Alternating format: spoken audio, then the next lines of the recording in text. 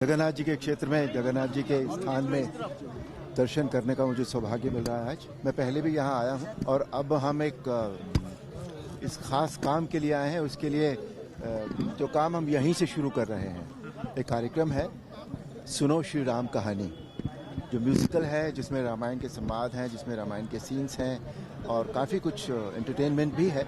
प्रभु की सेवा तो है ही, तो वो क्योंकि हम यहाँ से शुरू कर रहे हैं और वो जय जगन्नाथ जी के आशीर्वाद से ही शुरू हो रहा है, तो इसलिए हमने कहा आज उनके हम दर्शन भी करने का सौभाग्य प्राप्त कर लें, उनका आशीर्वाद ले लें। वो उनकी आस्था है भगवान श्री राम में, है ना? और वो भगवान राम के स्वरूप में मुझे देखते हैं।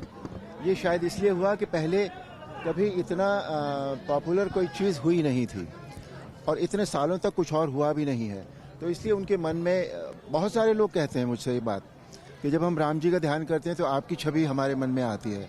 तो मैं ये मानता हूँ कि वो छवि मेरी नहीं है, वो भगवान राम के प्रति उनकी आस्था है, जो एक स्वरूप ले लेती है, जो एक आकार ले लेती है। समय गतिशील है, समय के अनुसार सब कुछ चेंज होता है, समय के अनुसार परिभाषाएं चेंज होती हैं, है ना? प्यार की, स्नेह की, आदर की, सब परिभाषाएं चेंज होती हैं। तो आज जो अब हो रहा है, ये बीच में मैं ये मानता हूँ कि कुछ सालों में ये बात बिल्कुल हमारी संस्कृति में भी ये बात नहीं आ रही थी कहीं भी, पर अब संस्कृति भी हमारी, हम लोग कोशिश कर रहे हैं कि सनातन को उजागर करें, माता पिता के सम्मान को फिर से स्थापित करें।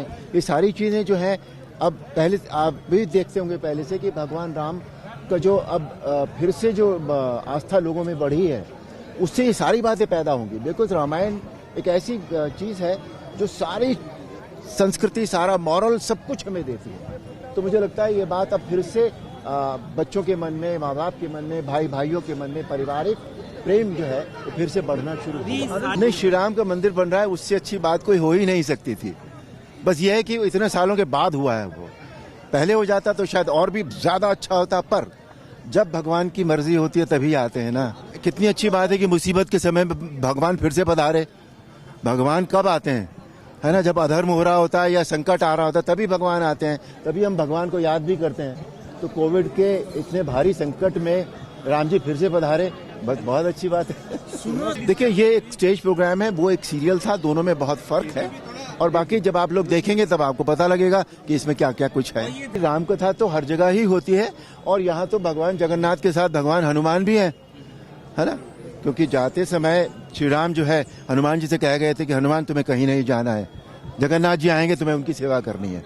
तो जहाँ हनुमान हो वहाँ तो राम कथा होनी ही है। जय जगन्नाथ। जय जगन्नाथ।